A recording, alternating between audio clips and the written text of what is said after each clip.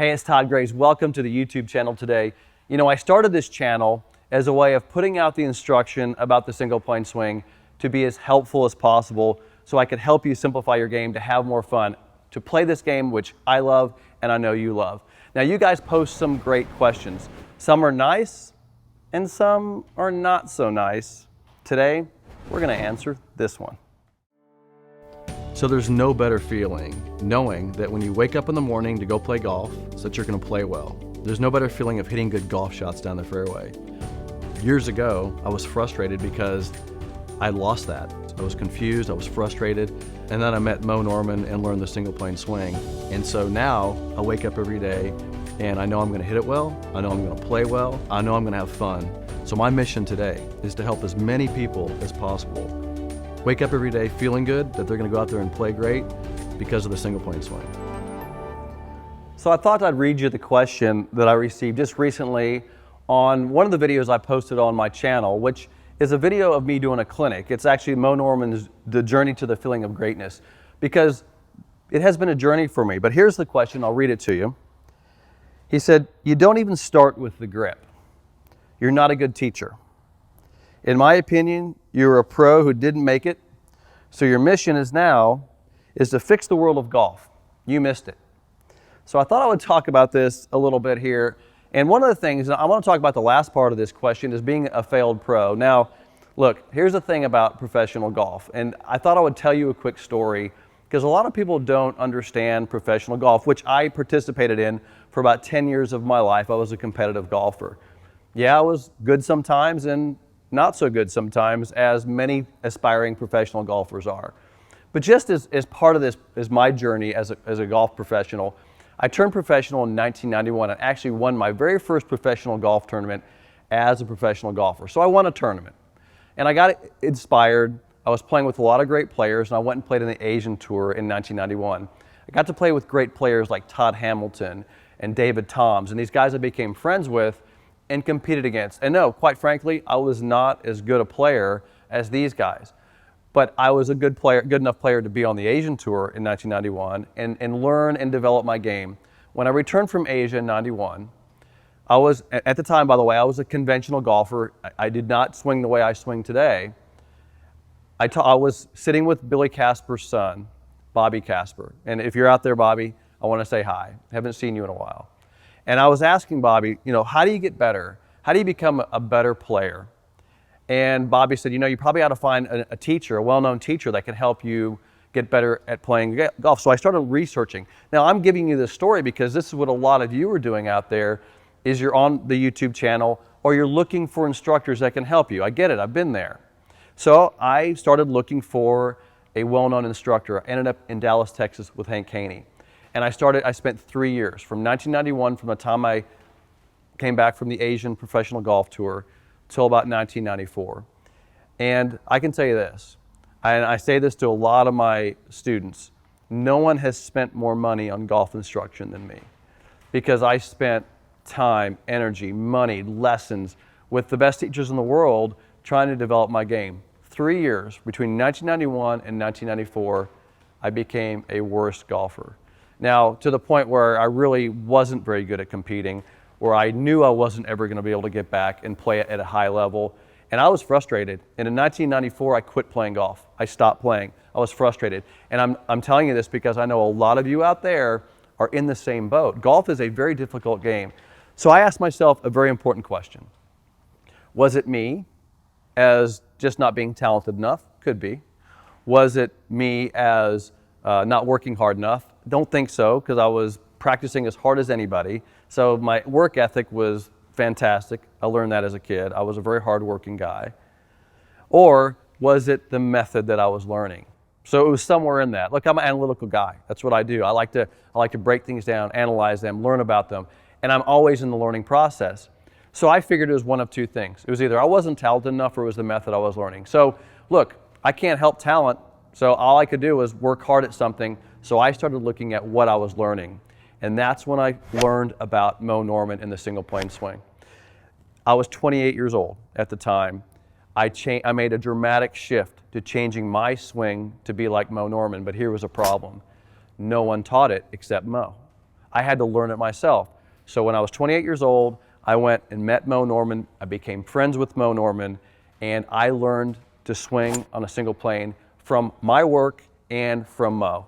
So I self-taught myself through Moe Norman an easier way to play golf. And you've seen this in my book and all my instruction, and you see this. So here we stand today. But I did spend, from that time, it took me a couple years. I qualified for the Canadian Tour in 1995, semi-successful, but even qualifying for the tour was difficult. So I got my Canadian PGA Tour card. So there's some successes there, right? It wasn't like I was a complete failure there. Didn't play great on the tour because I was totally in transition to my swing. You know how difficult it can be to change your swing, but to not have anybody teaching you is a whole nother issue, and only have Moe, who quite frankly wasn't running out to give me lessons. I was grabbing Moe and he was teaching me the more time I spent with him. So here I am on the Canadian Tour, and all right, so I made it through that, got better, learned. It's a big learning experience, but then I started getting better. And for the next, from 1995 until 2001, I played all types of mini tour events. Now, if you don't know anything about the tour, which you have to understand is that there's the PGA Tour, which is the big show, and then there's all these little shows. There's the mini tour events. Now they've changed since I played, but at the time there was the Hooters Tour and the Teardrop Tour and the Dakota Tour, and there's all these, and the Asian Tour was a little bit bigger, but there was all these different places where guys like me that were aspiring to get on the PGA Tour could play. So I played various events. Now I can tell you this, I shot 64 twice in competition with a single plane golf swing. Not bad, right? So I was a pretty good player. I had a couple of second place finishes. I never won a tournament as a single plane golfer. Had a couple second place finishes, had a bunch of top 10s. I played 15th in the Colorado Open. So I played pretty well. But here I was, 28 years old. And by the way, the average PGA Tour player peaking on the PGA Tour is 28 years old. I made this major shift at a very late part of my life. But here's what happened. And this is kind of the game-changing event for me. A good friend of mine, Rick Carlisle, who you know is a coach for the Dallas Mavericks, Rick caddied for me in a tournament.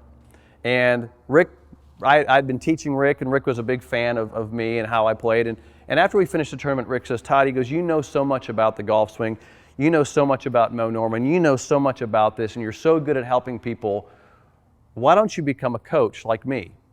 Now, Rick played in the NBA, played for the Celtics, became a coach. Now he's the coach of the Dallas Mavericks. And Rick won the national championship in 2011. So I took Rick's advice. And it was, playing professional golf was a difficult life. I love coaching, I love golf, I love teaching.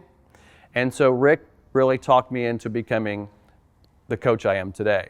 Now it's been an evolution, right? I've learned a lot. I learned a lot from my mentors like Rick. I learned a lot from Moe Norman. I learned a lot from studying, and I learned a lot from you, the people I teach. I'm always in learning mode. So I can tell you right now that I'm an evolving teacher as I go. And any teacher that tells you they're not learning every single day, they need to be learning because things are changing. Everybody's different. Technology helps us learn, and I'm in that mix right now.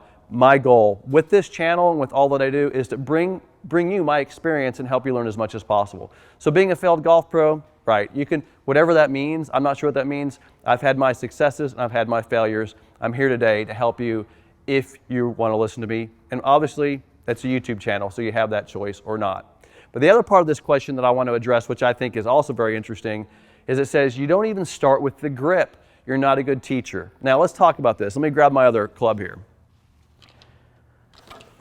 This is why, if you read my book or you see my instruction, I start not quite with the grip. Now it's part of where I start people, but here's where I think is a big problem with golf instruction, is starting with the grip. And here's why. Because, and by the way, if I had to put down all the questions I get about the golf swing, they tend to be grip questions, but you can't answer them. Because when people say, how do you put your hands on the club? Fingers, lead hand, whatever. If you're not talking about club face in this equation, because your hands are connected, they reference the club face. So first thing is that your hands have to have some relationship to face, but there's more to it than that. What are your hands connected to?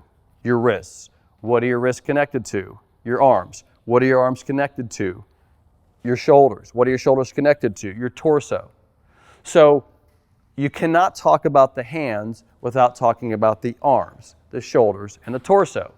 So why would anybody teach the grip first? That's my point. Because it doesn't give you a reference to what is connected to it. You have to teach the grip in conjunction with the body.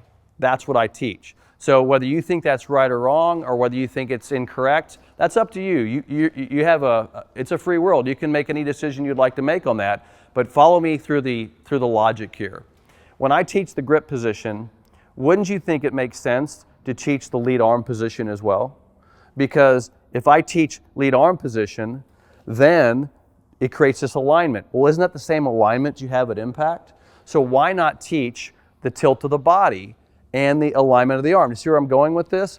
I must teach you body position in conjunction with grip. Just to teach the grip is a mistake. And so ask yourself a question. If you're one of those guys that thinks you should learn grip first, right? If you're one of those people, because everybody's done it forever, has taught grip first, has it helped? Has it been the answer to this? And the answer is no, because the swing, because you're going to make a swing around how you hold the golf club, you're going to move your body. You have to teach the grip and body in the same conversation. And if you're learning the grip from somebody who's not teaching you position of the body, then they're making a mistake. So I am challenging the notion that you should learn grip first, because I don't believe that. I believe you got to learn address position and then the grip. So I teach grip second, and I'll just go through it with you. And look, read it in all my materials, see it on this channel, watch it in my book. I think the position of the body and the arms is equally as important as how you put your hands on the club. I'll go through it with you. So so if you look at impact position, because if we're going to simplify a golf swing, we got to simplify impact. Look at impact. Any good player, here's what you're going to see. You're going to see a lead arm straight alignment, and you're going to see body tilt. You'll see those two elements in every great ball striker, all right? So watch what I'm going to do for you. And look, I'm teaching you common sense. So I know you're going to walk away from this going, why doesn't everybody teach that way? Right, that's what I'm saying. So watch this. When I set you up, I'm going to tilt your body, create an alignment with the lead arm, and see what I've done. And now watch this. This is where it gets really interesting about the grip. Watch this. I'm going to hold my arm still, and I'm going to rotate. So I don't want any movement in the upper arm. I'm going to rotate my hand. Notice how I've maximized the rotation of my lead arm, because that's exactly where you're going to be at impact, and now I'm going to grip the club. So notice how I had to teach tilt, shoulder position, and arm position to get the grip right. There's lead hand grip. And now watch the trail hand. See my tilt of my body? Look what it's doing. It's coming from, look, it's rotated. Look at that hand. Look at the hand position. It's rotated. Guess what? That's the rotation. The hand's going to be at impact. So I just, through teaching you body position, just showed you how the grip is a function of body position, which helps you get to impact. So here's my question for you. Are you willing to think differently? And what I mean by that is, when we talk about not starting with the grip, my question for you is, isn't that where everybody has always started? And look where it's gotten us, right? So what I want you to do is I want you to rethink this. I'm challenging you to rethink that maybe there's an easier and better way.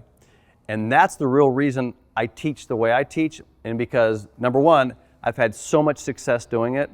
I've had thousands of golfers benefit from the things I've helped them with, that's one of the reasons why I know that this can help you as well. So I want you to rethink how you learn the golf swing and what you do in the golf swing. That's what we're talking about here. Now, by the way, if you're enjoying this content and you want to learn more about what I'm doing and all the aspects of the single plane swing, don't forget to subscribe and hit that little bell icon there to make sure you get notified every time I produce a new video. Look, I look forward to your comments. Leave as many comments as you want. I love to answer them, good or bad. I'll see you soon. Thanks for joining me.